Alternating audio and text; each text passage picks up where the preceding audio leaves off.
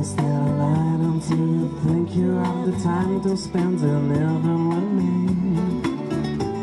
Siamo arrivati all'8ª edizione. Quest'anno c'è una novità: mentre gli altri anni le iniziative a cui era dedicata, insomma la giornata, erano tipicamente mantovane, quest'anno abbiamo deciso di pensare a chi in questo momento è meno fortunato di noi, e quindi tramite il comandante Marconi dei vigili municipali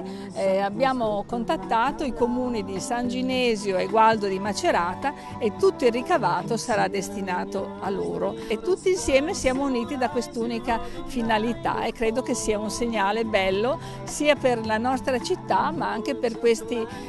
comuni che in questo momento sono in difficoltà, ma sicuramente poi sapranno riprendersi alla grande.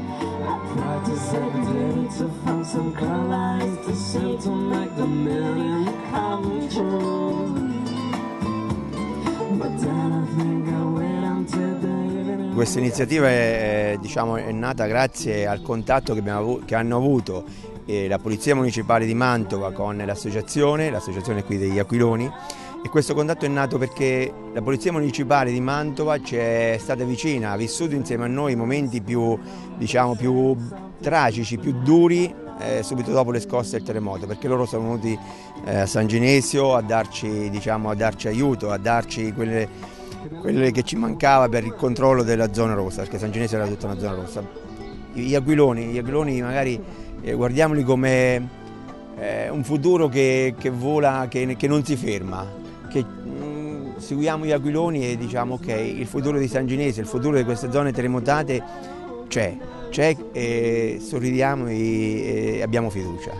Una bellissima giornata, abbiamo ordinato anche il vento, quindi siamo riusciti ad avere anche quello, con uno scopo benefico importante, perché raccogliere fondi anche per la città di San Ginesio, che abbiamo già aiutato con la nostra polizia locale, che è andata ad aiutarli nei momenti più difficili. Credo sia una giornata davvero importante, sia importante esserci